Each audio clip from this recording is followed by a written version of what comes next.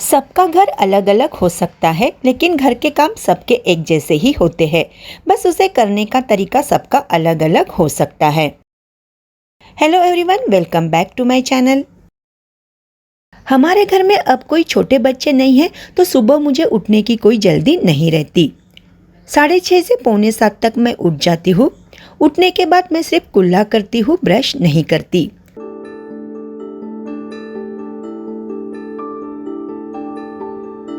और गुनगुना पानी पीती हूँ, कभी कभी जीरा, कभी सौंफ।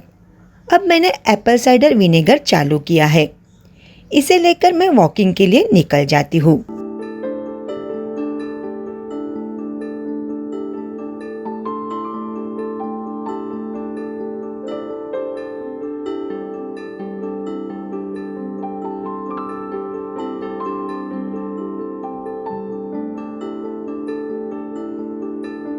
रोज आधा घंटा मैं वॉकिंग करती हूँ। वॉकिंग से आने के बाद फिर मैं ब्रश करती हूँ और उसके बाद फिर मैं चाय चढ़ा देती हूँ।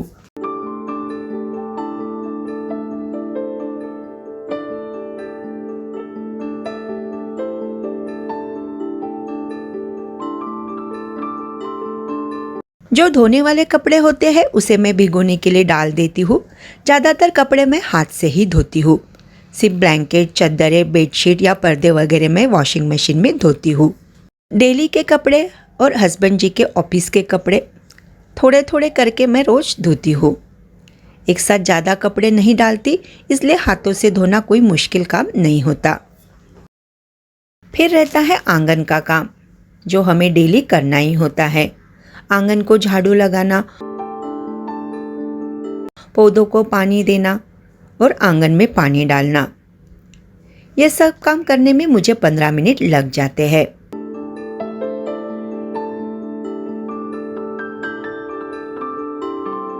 हमेशा मैं चाय को लो फ्लेम पर ही रखती हूँ, लेकिन आज पता नहीं गैस की फ्लेम थोड़ी ज़्यादा रह गई, तो चाय उबलकर नीचे गिर गई।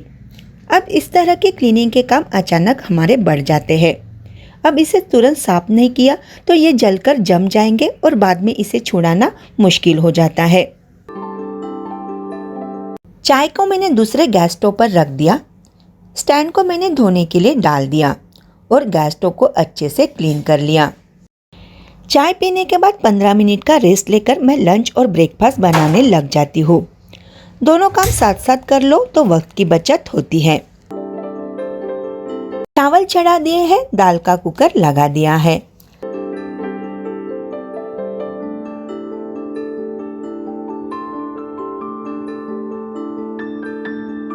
आज बैगन की सब्जी बनानी है तो उसे कट कर लेंगे।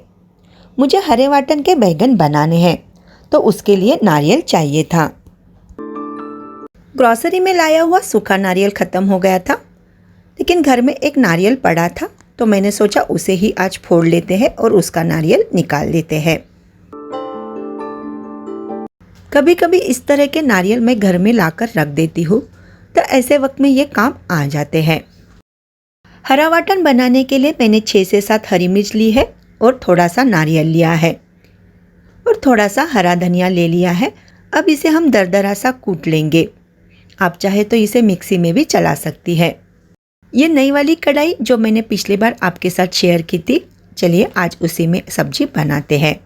इसका स्टिकर निकालने के लिए पहले गैस स्टोव पर इसे रख देते हैं और हल्का सा गर्म होने देंगे, तो इसका स्टिकर इजीली निकल आएगा।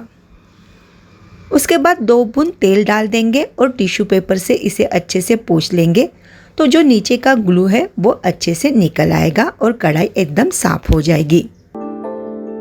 सब्जी बनाने के लिए 2 से 3 टेबलस्पून तेल डाल देंगे। तेल जब अच्छे से गर्म हो जाएगा तब उसमें हम सरसों और जीरा डाल देंगे। चटकने के बाद प्याज डाल देंगे। प्याज जब हल्का सुनहरा हो जाएगा तब उसमें हम अदरक लहसुन की पेस्ट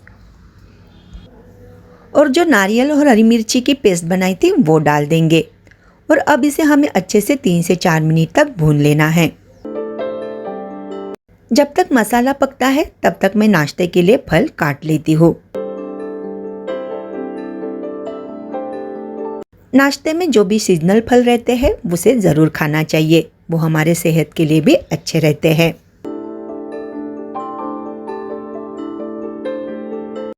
अब ये मसाले भी अच्छे से भून चुके हैं। अब इसमें हम कुछ सूखे मसाले डाल देते हैं।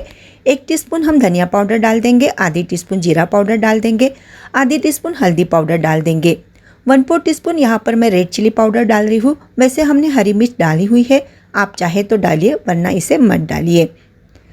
अब इन मसालों को भी हम अच्छे से 1 मिनट तक भून लेंगे। अब इसमें हम टमाटर डाल देंगे और थोड़ा सा पानी डालकर इन मसालों को अच्छे से भून लेंगे। मसाले जब अच्छे से भून जाएंगे, टमाटर गल जाएगा, तो कटे हुए बैगन और आलू डाल देंगे। स्वादानुसार नमक डाल देंगे और अब इसके ऊपर लिड रखकर इसे पकने देंगे। अब बैगन की सब्जी बनाई है तो साथ में थोड़ी सी कड़ी भी बना ही लेती हूँ। कड़ी के लिए दही में जाएगा थोड़ा सा बेसन, हल्दी, नमक और थोड़ी सी चीनी। अच्छे से मिक्स कर लेंगे और इसके बाद फिर हमें इसे लहसुन और हरी मिर्च का तड़का लगा लेना है। किचन में काम करते वक्त हमें थोड़े पैरेलल वर्क भी करने होते हैं। सब्जियां पकने में अभी टाइम है तो उतने वक्त में मैं जो सिंक में बर्तन पड़े हैं उसे क्लीन कर लेती हूँ। रात के वक्त में मैं छोटे छोटे बर्तन और प्लेट्स ही साफ करती हूँ। जो बड़े बर्तन रहते हैं और सुबह के जो नाश्ते के बर्तन रहते हैं उसे मैं इस वक्त साफ कर लेती हूँ। उतने वक्त में सब्जी भी बनकर तैयार हो गई है। सब्जी का पानी सूखने के बाद हमें अगर ग्रेवी रखनी है तो उस हिसाब से यहाँ पर पानी ऐड करना है। हमारे घर में थोड़ी ग्रेवी वाली और बैगन अच्छे से गली हुई सब्जी पसंद है, तो यहाँ पर मैं थोड़ी ग्रेवी रख रही हूँ।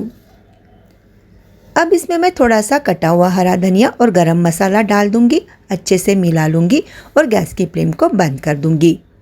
हरे वाटन की ये बैगन वाली सब्जी बहुत ही टेस्टी बनती है। किचन में काम करते वक्त छोटी मोटी क्लीनिंग के काम हम हाथों हाथ कर सकते हैं। 5-10 मिनट में ये काम हो जाते हैं। आज मुझे फ्रिज के ऊपर रखे सामान को क्लीन करके उसको रीऑर्गेनाइज करना था और फ्रिज को बाहर से हमें रोज एक बार क्लीन करना ही होता है, क्योंकि खाना बनाते वक्त हमारे गंदे हाथ फ्रिज को लग ही जाते हैं। वैसे तो मैं रोटियां जब मेरे हस्बैंड जी खाना खाने बैठते हैं उसी वक्त गर्मा गर्म बनाकर देती हूँ, लेकिन आज उन्हें खाना खाने में थोड़ा टाइम था, इसलिए मैं पहले ही रोटियां बना ले रही हूँ। काउंटर टॉप के ऊपर का काम अगर जल्दी खत्म हो गया तो हमारा आधे से ज़्यादा काम खत्म होने जैसा हो जाता है।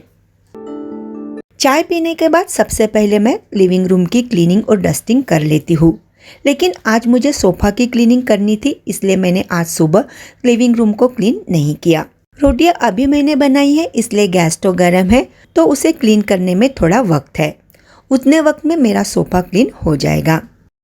सोफ़ा क्लीन करने के लिए पानी में मैंने लिक्विड डिटर्जेंट ले लिया है और एक टॉवेल लेना है, उसे अच्छे से गीला कर लेना है और उसका पानी निचोड़ लेना है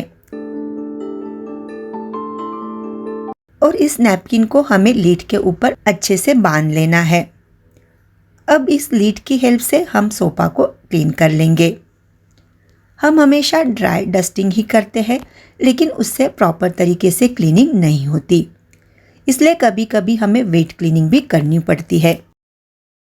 कई कई जगहों पर लीड की हेल्प से प्रॉपर तरीके से क्लीनिंग नहीं हो पा रही है, क्योंकि यहाँ पर कुछ बटन्स लगे हुए हैं, डिज़ाइंस है, तो वहाँ पर लीड से क्लीनिंग नहीं हो सकती।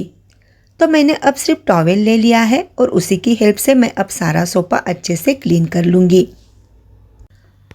हमारे सोफ़ा के जो कुशन्स है वो अटैच है, तो उसके बीच में जो गैप्स है वहाँ पर धूल जाकर बैठ जाती है, इसलिए उसको प्रॉपर तरीके से क्लीन करना होता है।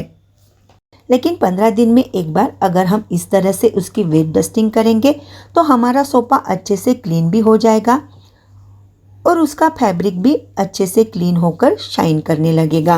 आप देख रहे हैं ये नैपकिन कितना गंदा होकर निकला है, इसका मतलब हमारे सोफ़े के ऊपर बहुत ही ज़्यादा धूल आकर बैठ जाती है, इसलिए इस तरह की वेट डस्टिंग करना ज़रूरी होता है।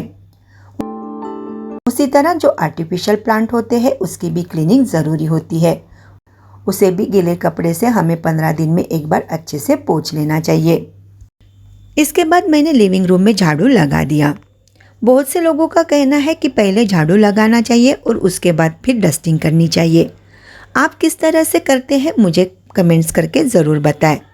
उसके बाद बारी आती है मॉपिंग की, तो मैंने लिविंग रूम में मॉपिंग कर दिया, किचन का काम अभी बाकी है तो उसकी मॉपिंग मैं बाद में करूँगी। लिविंग रूम की डस्टिंग और क्लीनिंग हो गई है। अब मैं आ गई हूँ किचन में। अब गैस स्टोव भी ठंडा हो चुका है। अब काउंटर टॉप और गैस स्टोव की क्लीनिंग कर लेती हूँ। काउंटर टॉप और गैस स्टोव की क्लीनिंग करने के लिए मैं पानी में लिक्विड डिटर्जेंट मिलाकर रख देती हूँ और इसी से मैं अपना काउंटर टॉप और गैस स्टोव क्लीन करती हूँ।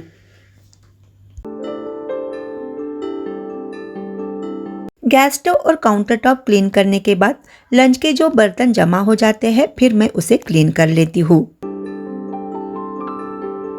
बर्तन क्लीन करने के बाद जो स्क्रबर यूज किए हैं उसे मैं अच्छे से धोकर साफ कर कर रखती हूँ। एक यूज एंड थ्रो कंटेनर को मैंने नीचे से छेद कर लिए है और उसी में मैं अपने सारे स्क्रबर रखती हूँ। इससे जो एक्स्ट्रा का पानी रहता है वो नीचे निकल कर आ जाता है। उसी तरह जिस बास्केट में मैं सोप स्क्रबर वगैरह रखती हूँ उसे मैं प्रॉपर तरीके से रोज क्लीन करती हूँ। बास्केट के ऊपर सोप के सफ़ेद दाग कुछ दिनों में पड़ने लगते हैं और वो दिखने में बिल्कुल भी अच्छे नहीं दिखते, इसलिए बास्केट को भी रोज हमें प्रॉपर तरीके से क्लीनिंग करनी चाहिए। सिंक में भी मैं डिटर्जेंट पाउडर डालकर अच्छे से घिसकर साफ करती हूँ। उसमें रखी जाली को भी मैं अच्छे से रोज साफ करती हूँ।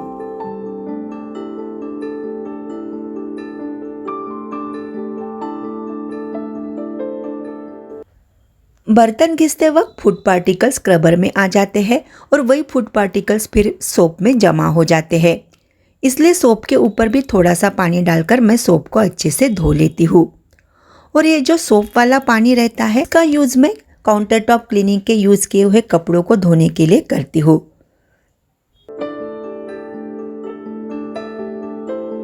किचन काउंटर टॉप और नीचे के पूरे फ्लोर की मेरी अच्छे से क्लीनिंग और डस्टिंग हो गई है। अब बारी आती है कपड़े धोने की। सुबह मैंने जो कपड़े भिगो के रख दिए थे वो अब मैं धो लेती हूँ। कभी कभी एक्स्ट्रा के क्लीनिंग के काम नहीं होते तो खाना बनाते वक्त बीच में मुझे वक्त मिल जाता है तो मैं उसी वक्त कपड़े धो लेती हूँ। 4-5 ही कपड़े रहते हैं तो 10-15 मिनट में मेरे कपड़े धोकर हो जाते हैं। अब लास्ट का काम बाथरूम की क्लीनिंग। वैसे आज मुझे अपने बाथरूम की डीप क्लीनिंग करनी है।